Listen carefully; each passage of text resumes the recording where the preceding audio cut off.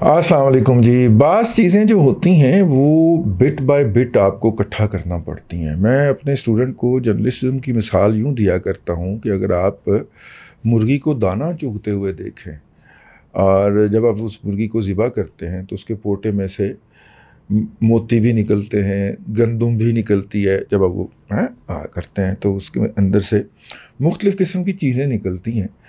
अगरचे मुर्गी अपने तई दाने को रख के परख के फिर निगलती है, लेकिन इसके बावजूद भी ये चीज़ें उसमें से निकल आती हैं और ये जर्नलिस्ट की गलतियाँ होती हैं। मतलब जर्नलिस्ट भी इसी तरह हक़ाइक़ को चुनता है और चुन के उनको उनसे एक कहानी बनाता है, एक पेंटिंग बनाता है, एक स्टोरी बनाता है, उसके मुख्तलिफ़ अज्जा इकट्ठे करके। उसमें कोई ना कोई ख़ामी भी रह जाती है, इंसान है।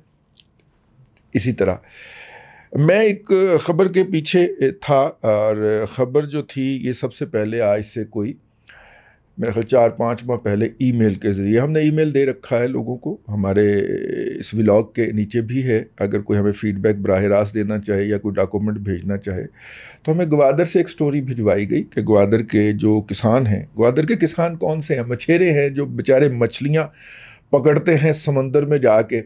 उनका बहुत बुरा हाल हो गया है क्योंकि यहाँ पे कंटेनर्स को बहुत ज़्यादा लाइसेंस दे दिए गए हैं, गैर मुल्की कंटेनर्स को। ये कंटेनर्स क्या होते हैं? आप यूँ समझ लें कि ये बड़ी बड़ी मछलियाँ पकड़ने वाली कश्तियाँ होती हैं। कश्तियाँ नहीं होती, आप इन्हें जहाज़ कह लें, छोटे जहाज़ कह लें। इनमें से बाज़ जहाज़ों पे तो ऐसा ज़बरदस्त इंतज़ाम होता है कि वो उसके ऊपर वो अपनी साइज़ की या अपनी टाइप की मछलियाँ चुनते हैं और बाकियों को वापस समंदर में फेंक देते हैं। उनमें से बहुत सारी मछलियाँ जो हैं वो इस प्रोसेस में मर जाती हैं, जिससे वो ना सिर्फ के समुंदर की अंदर कसाफत जो है, पोल्यूशन जो है उसमें इजाफ़ा करती हैं, गंदगी में इजाफ़ा करती हैं, बल्कि उनमें से बहुत सी जो होती हैं उनके कुछ हिस्से जो हैं वो दूसरी मछलियाँ खा लेती हैं। इसके अलावा जो उनकी मतलूबा मछलियाँ होती हैं उनको वो चीर फाड़ करके उनके भी जो बाकियात होते हैं वो दोबारा समंदर में फेंक देते हैं, वो भी मछलियों की ग़िज़ा बन जाती है। इस पे एक आला किस्म के यूथिये ने पूछा कि ओ टकले, और तुम ये झूठ क्यों बक रहे हो? इतने का तो डीजल वाला नहीं खाता जहाज का डीजल वाला नहीं खाता, इतनी दूर चाइना से आते मछलियाँ पकड़ते यार। वैसे हद है ईमान से। चलो मैनू तो टकला कह, तू मैनू गंजा कह यार, लेकिन कोई बात तो खुदा का खौफ कर, इन्हें तो डीजल ही वारा नहीं खाता। अब ज़ाहिर है इस तरह के बेचारे छोटे अजहान के लोग जब आपका वास्ता होगा तो इससे अच्छा इलाज कोई नहीं है कि आप हंस पड़े आगे से, क्योंकि जब आप गौर करना शुरू होते हैं तो ये कैसी नस्ल तैयार हो गई है इस मुल्क के अंदर ना।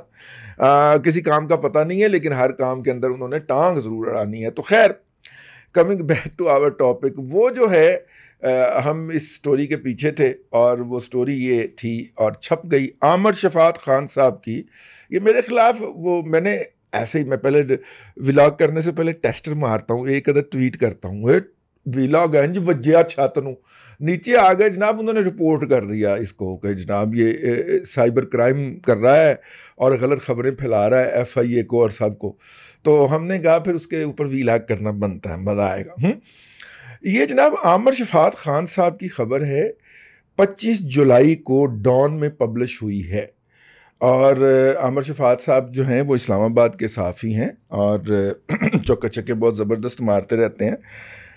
उन्होंने, और अच्छा ये ख़बर अगर उनकी अपनी कोई इन्वेस्टिगेशन होती तो मैं थोड़ा सा एतराज़ करता, लेकिन ये ख़बर जो है उन्होंने एक बंदे को कोट किया है और आलमोस्ट इंटरव्यू ही है उस बंदे का, तो इसलिए वो जो है वो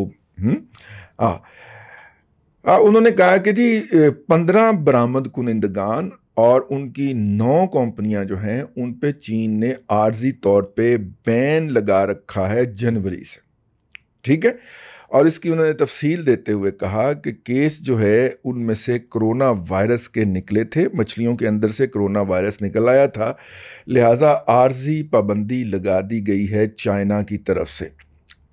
और इसके बाद जो है वो पाकिस्तान के जो मछलियाँ مچھلیوں کے مختلف پروڈکٹ جو برآمد کرتے ہیں پاکستان سے. ویسے کچھ لوگوں کو برآمد اور درآمد کا فرق نہیں پتہ, آج میں نہیں سمجھانا, ٹھیک ہے. برآمد جو ہوتا ہے وہ ملک سے باہر بھیجتے ہیں, ان میں سے 60% پاکستان کی ٹوٹل فش ایکسپورٹ جو ہے وہ متاثر ہو رہی ہے. یعنی چین پاکستان کی جو مچھلی کی برآمدات ہیں ان کے 60% کا خریدار ہے. یہ بات عامر شفاعت خان کو بتائی ہے منظر عالم صاحب نے. اگر تو یہ ہمارے یار ہیں منظر عالم صاحب ٹاولز والے, تو پھر تو میرا مطلب ہے کہ فش میں بڑھ گئے, ٹھیک ہے. ہو سکتا ہے یہ کوئی اور منظر عالم صاحب ہوں. قادری نوری انٹرپرائزز جو ہے یہ ان کی کمپنی ہے, اور انہوں نے بتایا ہے, اور انہوں نے کہا ہے کہ جی ریجیکٹڈ کنسائنمنٹ جو ہے جب وہ پاکستان واپس آتی ہے تو 20 لاکھ روپے فی کنٹینر کا تو ڈیمریج ہی اسے پڑ جاتا ہے, اور ڈیٹینشن اور ٹیکسز وغیرہ. ایکسپورٹر نے یہ معاملہ جو ہے وہ عبدالرزاق داؤد صاحب کے ساتھ اٹھایا ہے, اور جنہوں نے ایک کمیٹی بنا دی ہے, لیکن ابھی تک اس کمیٹی کے کوئی نتائج سامنے نہیں آئے. ایک کنٹینر جو ہے وہ 26 ٹن کا ہوتا ہے, اور اس کی قیمت جو ہوتی ہے وہ 70 لاکھ کے ارد گرد ہوتی ہے, اور 7 million and rupees 10 million, okay 70 lakh سے 1 کروڑ کے درمیان ہوتی ہے. جی پاکستان نے جناب یہ سی فوڈ کی ایکسپورٹ جو ہے وہ ایوریج یونٹ پرائس جو ہے وہ $2.5 پر کے جی کے قریب ایکسپورٹ کرتا ہے, اور 2018 سے 21 تک اس سے پہلے پاکستان کی جو ایوریج یونٹ پرائس تھی وہ $5 سے $8 پر کلو گرام تھی, ٹھیک ہے. اور کہتا ہے جی ہم چھوٹی فش جو ہے ایکسپورٹ کرتے ہیں جو کہ کم ریونیو کما کے آتی ہے.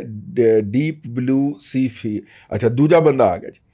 یہ deep blue seafood limited کے chief executive officer Faisal Iftikhar Ali صاحب جو ہیں, انہوں نے کہا جی کہ فش میل جو ہے فش سے بنا ہوا جو خوراک ہے وہ ایکسپورٹ کی جا رہی ہے بلک کوانٹٹی میں. جو مچھلیاں جو بچ جاتی ہیں, دیکھیں وہ ایک بہت بڑا باکس ہوتا ہے, وہ مچھلی پکڑتے ہیں سمندر میں, اس میں ڈال دیتے ہیں. ہمارے ہاں جو ٹریڈیشنل طریقے سے مچھلی پکڑی جاتی ہے, ہمارے پاس وہ کنٹینر تو نہیں نہ ہوتے یا بڑی مچھلیاں نہیں ہوتی, ہمارے مچھلی افورڈ نہیں کرتے. تو جو چھوٹی موٹی وہ انہوں نے مچھلیاں اس کے اندر امینڈمنٹس کی ہوتی ہیں, کچھ انہوں نے فائبر کی بنا لی ہیں, فائبر گلاس کی کچھ بنا لی ہیں, ان کے اندر وہ نیچے اس کے باٹم کے اندر باکسز ہوتے ہیں, وہ مچھلی پکڑتے ہیں اس میں ڈالتے جاتے. جب وہ من یا ٹن مچھلی ہو جاتی ہے تو سب سے پہلے جو مچھلی ڈالی ہوتی ہے وہ دباؤ کے اندر پچک جاتی ہے, اور اس میں سے رس نکلنا شروع ہو جاتا ہے, مطلب اس کا جو بھی کہیں آپ. اب جب وہ مچھلی باہر آ کے نکالتے ہیں تو وہ نیچے والی جو لیئر ہوتی ہے کچھ 6 انچ کی کہہ لیں یا 4 انچ کی کہتے ہیں, ڈپینڈنگ کہ کتنی دیر وہ فش گزار کے آئی ہے, وہ مچھلی قابل فروخت بھی نہیں ہوتی اور قابل جسے کہنا چاہیے کھانے کے بھی قابل بھی نہیں رہتی. تو وہ اس کو چورا کہہ کے نا باہر دھوپ میں پھیلا دیتے ہیں, اور وہاں پہ سوکھتی ہے وہ مچھلی. اس لیے آپ جائیں جب ساحلی شہروں کے اندر تو آپ کو ایک عجیب قسم کی نا سڑان سی فضا میں محسوس ہوتی ہے جب آپ کرتے ہیں تو, ٹھیک ہے. تو وہ جو ہے اس مچھلی کو چھکا کے اس کا میل بنا دیتے ہیں, اور بعد میں وہ پولٹری کی صنعت کے لیے وہ کیا کہتے ہیں جی اس کو لحمیات کے لیے جو ہے وہ ان کے استعمال ہوتی ہیں. پاکستان اتنے گھٹیا پرائس آفر کرنے کے باوجود بھی اس لیے نہیں کر پا رہا کہ مچھلی بڑی نہیں ہونے دی جاتی. بڑی مچھلی جو ہے وہ بڑے کنٹینر پکڑ کے لے جاتے ہیں, وہاں کے مقامی کسانوں کے لیے یا مقامی مچھیروں کے لیے چھوٹی مچھلی رہ جاتی ہے, تو اس کا نتیجہ یہ نکلتا ہے. خبر تو بہت لمبی ہے, اور انہوں نے Belgium, Netherlands, Spain, United Kingdom اور ان کا بھی ذکر کیا ہے, اس کے اندر ڈیٹیل دی ہے جناب فیصل صاحب نے. اور ٹیکنیکل ایڈوائزر جو ہیں میرین فشریز WWF پاکستان محمد معظم خان صاحب کا بھی اس کے اندر جو ہے وہ بیان شامل ہوا ہے, اور یہ خبر چھپی ہوئی خبر ہے. 9 کمپنیاں اور 15 برآمد کنندگان. ایک کمپنی کے تحت 2 برآمد کنندگان بھی تو ہو سکتے ہیں, 2 مختلف برانڈ سے جاری ہو, 2 مختلف ناموں سے جاری ہو. تو بہرحال جی یہ خبر جو ہے یہ چھپی ہے، ہم نے اپنے پاس سے کچھ نہیں کہی۔ اچھا آپ کہتے ہیں ہم حقائق کو ایک ایک کر کے اکٹھا کرتے رہتے ہیں۔ اب آئیے اس حقیقت کے بیک گراؤنڈ میں چلتے ہیں۔ ہمارے دوست ہیں جناب عمران شفقت صاحب، وہ اس پہ ولاگ فرما چکے ہوئے ہیں۔ انہوں نے پہلا ولاگ فرمایا کہ پاکستان چین کے پاکستان میں موجودہ سفیر نے وزیر اعظم کو خط لکھا، ان کے ہاتھ وہ خط چڑھ گیا کہ جناب ہم جب آپ کے وزیر یہ جو جہاز رانی ہیں ان سے ملنے گئے تو انہوں نے ہمارے ساتھ بدتمیزی کی۔ جب ہم نے فردر اس کی ڈیٹیل پڑھی تو ڈیٹیل یہ تھی کہ 5 کنٹینر جو تھے، 5 فش ٹرالر کہہ لیں اس کو، 5 فش ٹرالر جو تھے وہ چائنا کے آئے تھے پاکستان، اب پتہ نہیں گوادر میں آئے تھے یا کراچی میں آئے تھے، یہ مینشن نہیں ہے اس کے اندر، وہ آئے تھے اور ان کو جو ہے وہ پاکستان نے جانے سے روک دیا اور کہا کہ پہلے ہم آپ کی چیکنگ کریں گے۔ تو وہ اس کی سفارش جب لے کے گئے، ان سے پوچھنے گئے کہ بھائی جان کیا مسئلہ ہو گیا ہے، تو انہوں نے آگے سے نہ صرف کہ بات نہیں سنی بلکہ بدتمیزی کی۔ چینی سفیر صاحب نے جب یہ کمپلینٹ کی تو اب ظاہر ہے کہ ہمیں اس کے پیچھے گھسنا تھا، تو اس کے پیچھے جب ہم گھسے تو پتہ چلا کہ یہ چائنیز کنٹینر جو ہیں یہ پاکستان کے ساحل پہ لگے تھے۔ لیکن نارملی جو کنٹینر 2 نمبری کنٹینر کہہ رہا ہوں ٹرالر جو ہیں، جو ٹرالر 2 نمبری کرتے ہوئے پاکستان کی سمندری حدود یا پاکستان کا جو سمندر کا انٹرنیشنل بارڈر ہے اس کے اندر سے جو ہے وہ ماہی گیری کر رہے ہوتے ہیں، وہ ماہی مینو چھلا فواد، وہ چھلے والا ماہی نہیں، یہ کھانے والی ماہی ہے، اس کو مچھلی کو ماہی بھی کہتے ہیں، ماہی گیری کر رہے ہوتے ہیں، بلکہ جگہ گیری کر رہے ہوتے ہیں۔ وہ نارملی اس بات پہ ہوتے ہیں کہ انہیں ہلکا سا اشارہ بھی ملے تو وہ وہاں سے بھاگیں ہیں، اور انہوں نے کافی زیادہ انسٹرومنٹ لگا، مطلب کہ اگر پاکستان کی میری ٹائم سیکیورٹی جو ہے وہ کہیں 10-15 کلومیٹر کے ایریے میں آ جائے تو وہ وہاں سے بھاگ جاتے ہیں، ٹھیک، کیونکہ ان کے اندر جدید آلات لگے ہوتے ہیں، چھوٹا سا وہ بھی لگا ہوتا ہے، وہ ریڈار بھی لگا ہوتا ہے، تو وہ نکل لیتے ہیں پتلی گلی سے۔ لیکن چونکہ ان کے اندر ہم بڑے طریقے سے اپنے انٹرنیشنل سمندر میں بھی اور اپنے جو ہماری جو سمندری حدود ہے اس کو ہم پوری طرح خود ایکسپلائٹ نہیں کر پاتے، تو دنیا کا ہر کنٹینر یہاں پہ گھسا ہوتا ہے۔ یہ خلیج کے منہ کے اوپر، خلیج کے اندر تو مچھلیاں اتنی نہیں ہو سکتی نا جو کویت تک جاتی ہے، ادھر ایران، ادھر متحدہ عرب امارات، قطر اور بحرین، اور ادھر جناب صرف ایران، اور وہ خلیج اندر تک جاتی ہے، اس میں اتنی مچھلیاں نہیں ہو سکتی کیونکہ مچھیرے زیادہ ہیں، کئی صدیوں سے وہ پکڑی جا رہی ہیں۔ یہ جو ادھر ادھ کھلا سمندر ہے نا، ادھر عمان ہو گیا، ادھر پاکستان ہو گیا، یہ ایسی جگہ ہے کہ جہاں پہ سمندر ہے بھی اور ایک بڑی خلیج بھی بنی ہوئی ہے، تو یہاں پہ بہت ساری مچھلیاں جو ہیں وہ پلتی بڑھتی ہیں، تو یہ بہت جنت نظر آتی ہے کہ ایک ہی جال کے اندر وہ چند گھنٹوں کے اندر اپنے پورے ٹور کا خرچہ نکال لیتے ہیں، اور پھر دھڑا دھڑ منافع، دھڑا دھڑ منافع، دھڑا دھڑ منافع، ٹھیک ہے۔ اور ہمارے جو چوتھے کے دن ہمیں وہ انٹرنیشنل ڈیفینس اینالسٹ والے ہمارے جو ولاگر ہیں وہ ہمیں بتا رہے ہوتے ہیں کہ میری ٹائم کو اتنے جہاز مل گئے، اتنے بحری جہاز مل گئے، اتنے ہوائی جہاز مل گئے، تو وہ پھر بندہ پوچھتا ہے نا کہ بھائن اے بحری جہاز جڑے نہیں آئے، جڑے ہوائی جہاز نے یہ بیبے جی دی ویاہ دے اتنے بمباری کرنے لی رکھے ہوئے جے۔ میرا مطلب ہے کہ اگر وہ اس طرح کے کنٹینرز کو نہیں پکڑتے، لیکن وہ کنٹینر جو ہوتے ہیں ان کے پاس جھوٹا سچا اجازت نامہ ضرور ہوتا ہے، ٹھیک۔ اب وہ جو چائنا کے 5 کنٹینر کہہ جاتا ہوں یا ٹرالر، وہ جو چائنا کے ٹرالر آئے تھے وہ ادھر ہی کہیں مچھلیاں پکڑتے پھر رہے تھے، تو انہوں نے اپنے چائنیز کاؤنٹر پارٹ کے ساتھ رابطہ کیا، یہ اس لیٹر کے اندر لکھا ہوا ہے، تو انہوں نے کہا کہ کوئی بات نہیں، یہاں پہ بھائی جو ہے وہ گوادر پہ ہوتے ہیں تو آپ آ جائیں، آپ کوئی مسئلہ ہی نہیں ہے۔ تو وہ بھائیوں کو ملنے آ گئے، تو اتوں علی زیدی پہنچ گیا۔ علی زیدی وہی فراڈیا جو کہتا تھا کہ ڈالر تو 168 پہ جائے گا، اور پھر گیا وہ 138 پہ جب ہوا تھا نا تو اس نے کہا تھا ڈالر تو 168 پہ جائے گا، کیونکہ اندر بہ کے ساری سودے بازی کی ہوئی نا۔ تو وہ جو موصوف جو تھے وہ $8 ملین کا آڈٹ کا ٹھیکہ جو ہے $58 ملین میں دینے لگے تھے، اور پھڑے گئے تھے، پھر پھڈا پا لیا تھا وہ اتھارٹی کے چیئرمین کے ساتھ، وہ مطلب کیا ہوتا ہے جی کراچی کا وہ شپنگ اتھارٹی کے، وہ ٹھیک ہے، وہی وہ اسے جا ٹکرا. اب وہ جو چائنیز آئے ہوئے تھے وہ ان کے کنٹینر ان سے ملنے آئے, تو ان کے جو سٹاف تھا تو انہوں نے کہا کہ اے بیاہ تو نہیں ہو سکتا, اے شادی تو نہیں ہو سکتی, تو انہوں نے وہ کنٹینر وہاں پہ روک لیے. تو چینی سفیر پوچھنے گئے تو انہوں نے کہا تیری ایسی تیسی چینیاں مینیاں پھینیاں نکلے تم. تو وہ چینی نے پھر اپنی بےزتی کا قصہ پرائم منسٹر ہاؤس کو بتایا. پرائم منسٹر ہاؤس نے کچھ کیا یا نہیں کیا یہ الگ بات ہے. اب یہ پوری کہانی بنتی ہے, اور یہ جنوری سے معاملہ شروع ہوا ہے, کوئی آج کی بات نہیں ہے. جنوری سے ہم نے ان کے کنٹینر روکے ہوئے ہیں اور وہ جو ہے ہم اس کو ریلیز نہیں کر رہے. لیکن اصل مسئلہ یہ بھی نہیں ہے. اصل مسئلہ یہ ہے کہ ان کے پاس جھوٹا سچا لائسنس بھی ہے وہاں پہ فشنگ کرنے کا.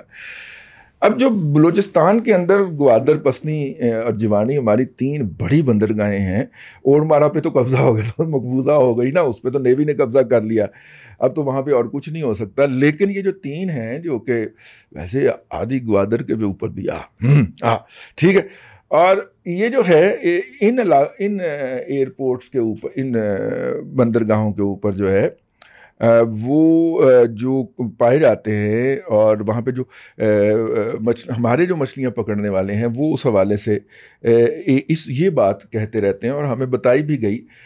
لیکن چونکہ وہ ٹیکسٹ ہے, اس کی کوئی ڈاکومنٹری ایویڈنس نہیں ہے, تو وہ ایک جنرل نالج کے لیے تو ہو سکتی ہے, لیکن اس کا کوئی ڈاکومنٹری ایویڈنس نہیں ہے. لیکن یہ ایشو آج کا نہیں ہے, یہ ایشو بہت پرانا ہے, اور وہ یہ ہے کہ اسلام آباد میں فشریز ڈپارٹمنٹ سے یا اب تو خیر بہت سارے ڈپارٹمنٹ وہاں پہ 3-4 آ گئے ہیں. پچھلے دن ایک دوست بتا رہے تھے کہ ایک شراب کا کنٹینر پکڑا گیا, وہ گوادر پورٹ اتھارٹی نے پکڑا, پھر ایک بندوقوں والے آ گئے, تو انہوں نے کہا کہ آپ نہیں پکڑ سکتے, یہ تو ہم نے پکڑنا ہے. وہ اٹھا کے لے گئے. ان بندوقوں والوں کو ایک اور بندوقوں والے پڑ گئے, انہوں نے کہا یہ تو تھوڑی جورسڈکشن ہی نہیں بن رہی ہے, تو ساری جورسڈکشن ہے. وہ چک کے لے گئے کنٹینر, درمیان میں سے کنٹینر میں سے بوتلیں جھڑتی رہیں. اچھا امپورٹڈ تھی نا. اس کے بعد ہوائی جہاز والے آ گئے, انہوں نے کہا تھی سارے فارغ ہوئے تو ساری جورسڈکشن بن دی. تو وہ کافی تماشا لگا جی اس کنٹینر کے حوالے سے. تو یہ ٹرالر کا لائسنس کون دیتا ہے؟ یہ وزارت کے اندر جو ہے, وزارت جو ہے ہماری ماہی گیری کی یہ والی, اب وہ کہتے ہیں جی بلوچستان سے ملتا ہے لائسنس, لیکن بہت سارے لوگ کہتے ہیں کہ بلوچستان بیچاروں کی کیا اوقات ہے. بلوچستان کے بیوروکریٹ کو کوئی افسر جو ہے وہ جا کے اپنا پاؤں زور سے زمین پہ مارے تو وہ ویسے ہی کرسی سے نیچے گر جاتا ہے اور وہ دے دیتا ہے. مجھے یاد آ گیا ایک قصہ, بات لمبی ہو رہی ہے. ہمارے ایک داماد ہی ہیں, اور ہماری مطلب دور پار کی ہماری بھتیجی کہہ لیں, ان کی مسز ہیں. تو وہ جو ہیں وہ بھتیجی ہمیں بڑے اس طرح بتا رہی تھی کہ دیکھیں نا وہ ہارڈ ایریاز کے اندر 3 سال پوائنٹ رہے ہیں, اب ایک کاغذ کے اوپر جو ہے وہ لوگوں کو مسئلہ پیدا ہو گیا. وہ کاغذ کیا تھا؟ کاغذ یہ تھا کہ ریکوڈک کے ہمسائے میں کچھ 100 ایکڑ زمین تھی, اور اس کے اوپر کان کنی کے حقوق جو تھے وہ انہوں نے بلوچستان حکومت سے لیے تھے, اور وہ لے کے آگے کوئی چند کروڑ روپے میں بک جانے تھے وہ آگے کمپنی کو, اور وہ بیچ دیے تھے انہوں نے. اور یہاں پہ ماشاءاللہ شاندار گھر بھی بنایا انہوں نے, 1 سے زائد بنائے, اور خوشحالی جو تھی وہ اپنے اوپر نازل فرمائی. لیکن اس طرح بھی ہے ٹھیک ہے, یہ بھی ایک پہلو ہے اس کا. اب جو ہے دوسرا پہلو یہ ہے کہ یہ لائسنس دیتا کون ہے یار, اور یہ میرے بلوچستان کے جو مچھیرے ہیں ان کی زندگی کے اوپر, ان کے روزگار کے اوپر یہ ڈاکہ ڈالتا کون ہے؟ میں کسی پہ کوئی الزام نہیں لگا رہا, میں تو یہ کہہ رہا ہوں کہ یہ ہوتا کیوں ہے, مطلب لائسنس دیتے کیوں ہیں ہم. اچھا اس میں یہ بھی آ جاتا ہے کہ کراچی کے اندر بیٹھے ہوئے بہت سارے جو لوگ ہیں انہوں نے یہ کاروبار بنایا ہوا ہے کہ وہ کسی نہ کسی پارٹی کو خوش کر کے اس طرح کا لائسنس لیتے ہیں اور آگے غیر ملکی کمپنیوں کو آؤٹ سورس کر دیتے ہیں زیادہ پیسے لے کے. انہوں نے اس کو کمائی کا ذریعہ بنایا, جس نے بھی کیا ہوا. میں صرف اپنی وہ بھتیجی ہمارے جو داماد ہیں ان کے حوالے سے بات نہیں کر رہا, لیکن میں کہہ رہا ہوں کہ اس طرح کا بھی واردات ہوتی ہے. پھر اب تو چونکہ سارے معاملات ہی اسلام آباد کی بجائے ہمسائے میں طے ہوتے ہیں, تو اس لیے سب نے ہم نے جو ٹویٹ کیا تھا اس کے نیچے آ کے انہی کو قصوروار قرار دیا اور پیزا بھی کھینچ کے اس کے اندر لے آئے. میں ان تمام باتوں کا سبسکرائبر نہیں ہوں. میں تو کہہ رہا ہوں کہ چائنا ہمارا دوست, اس کے ساتھ اگر کسی نے 2 نمبری کر کے لائسنس دے دیا ہے تو اس کی بھی بےخونی ہونی چاہیے، اس کی سرکوبی ہونی چاہیے جس نے بھی یہ لائسنس دیا یا دلوایا، وہ جس بھی فارم یا یونیفارم کے اندر ہے. اور اگر ہم یہ نہیں کر سکتے تو پھر ظاہر ہے بھائی انہوں نے تو لائسنس خریدا ہے، ٹھیک ہے نا، وہ تو لیں گے اس کا، ٹھیک. اور تیسری بات یہ ہے کہ یار وہ سینڈک خالی کر گئے، سارا کچھ مٹی اٹھا کے وہاں سے لے گئے یہاں سے، اور کسی کے باپ کی جرت نہیں ہوئی پوچھ سکے کہ بھائی جان یہ آپ کس قانون کے تحت، یہ مٹی تو موو ہو ہی نہیں سکتی، اس کی تو یہیں پہ اس کو خالص کیا جانا ہے، اور یہیں پہ سونا اس میں سے نکالا جانا ہے اور تانبا الگ کیا جانا ہے، مطلب سونا اور تانبا نکالا جانا ہے. آپ کس کھاتے سے کس وجہ سے نکال کے جا رہے ہیں، کسی نے پوچھا، اور آج کی ڈیٹ تک نہیں پوچھا.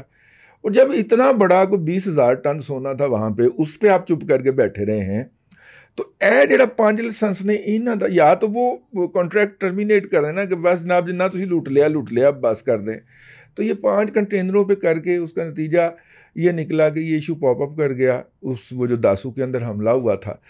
اور ہمارے جو ہیں موصوف جو ہیں وہ وہاں پہ گئے ہیں اور انہوں نے جا کے معافیاں مانگی ہیں، اور یہ سارے معاملات بھول گئے. اور نتیجہ کیا ہے، مجھے لی ینگ جو سابقہ سفیر تھے پاکستان میں چائنا کے، وہ یاد آ گئے. میں نے انہیں کہا کہ یار چائنا میں کرپشن بہت ہے، تو انہوں نے بڑی کلاسک بات کہی. انہوں نے کہا ہمارے ہاں جتنی کرپشن ہے اتنی ہی آپ کے ہاں ہے. میں یہ نہیں کہہ رہا کہ آپ کے لوگ بڑے کرپٹ ہیں، ہمیں یہاں سے جا کے کہتے ہیں 2 نمبر جو ہے وہ ہمیں ایپل بنا کے دو، ایپل کے موبائل بنا کے دو 2 نمبر، تو ہمارا مینوفیکچر سر پیٹ لیتا ہے، وہ کہتا ہے اپنے نام تو بنوا لا یار، تم اپنے برانڈ سے بنوا. نہیں بنا بھی ایپل کا، اور اس کے اوپر وہ مور لگا کے کہتا ہم تو نہیں، ہم نے تو یہ آپ سے کبھی شکوہ نہیں کیا. آپ کے جتنی ڈیجیٹل اور الیکٹرانکس کی ایسیسریز ہیں جو آپ کے لوگ یہاں سے جاتے ہیں اور بنوا کے لاتے ہیں اسپیشل فرمائش کے ہوتے ہیں، ہم نے تو کبھی نہیں پوچھا ان کو، ٹھیک ہے. تو اس نے کہا ہر ملک کے اندر اتنے ہی کرپٹ پائے جاتے ہیں جتنے ہمارے معاشرے کے اندر ہیں. اب مسئلہ یہ ہے کہ آپ کے کرپٹ ہمارے معاشرے کے کرپٹوں کے ساتھ ڈیل کرتے ہیں اور کہتے ہیں کہ چائنا میں بڑی کرپشن. یہ تو بات اپنی جگہ پہ ہے. چائنیز اتنے ہی وہ بے وطن ہیں جتنے ہم ہیں، اور چائنیز اتنے ہی کرپٹ ہیں جتنے ہم ہیں، ٹھیک ہے. تو اس لیے ہمیں چائنیز کے ساتھ بات چیت کرنی چاہیے، جو کہ ہم نے نہیں کی. ہمارے بچے جو ہیں جی وہ آگے پھنس گئے ہیں کرونا کی وجہ سے، ان کی ڈگریاں ادھوری رہ گئی ہیں. خاص طور پہ ماسٹر کے جو بچے ہیں وہ واپس نہیں جا پا رہے. پہلے فلائٹ کی بندش تھی، اب فلائٹیں جب کھلی ہیں یا زمینی راستہ اب مطلب کہ کھلا، پچھلی دفعہ اپریل میں جب کھلا تو وہ زمینی راستے سے بھی بیچارے چائنا نہیں جا پا رہے تھے. اور وجہ اس کی کیا تھی؟ وجہ یہ تھی کہ ہماری حکومت اس کو ٹیک اپ نہیں کر رہی چائنا کے ساتھ. انڈیا نے ٹیک اپ کیا، اس کے بچے واپس جانا شروع ہو گئے چائنا کی یونیورسٹیوں میں جو پڑھتے ہیں. ہمارے بچے یہاں پہ پھنسے ہوئے ہیں اور ان کے لیے کوئی آواز نہیں اٹھاتا. اور ہم جب ان سے ملتے ہیں تو وقت کے اوپر یہ بات نہیں کرتے. نہ ہم نے یہ جہازوں والا مسئلہ اٹھایا، نہ بچوں والا مسئلہ اٹھایا. اور پھر ہم جب یہ کہتے رہیں کہ چائنا ہمارا دوست ہے تو ہم جھوٹ بول رہے ہوں گے، بکواس کر رہے ہوں گے، حماقت کر رہے ہوں گے. تو یہ ایک اہم ایشو تھا جس کو شاید وہ کیا نام ہے جی اس کا، شاہ محمود قریشی کو ٹیک اپ کرنا چاہیے تھا.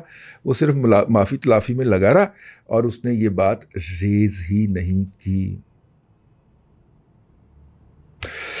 اب تک کے لیے اتنا ہی. اللہ آپ کو آسانیاں عطا کرے اور آسانیاں خلق خدا میں تقسیم کرنے کی توفیق عطا کرے.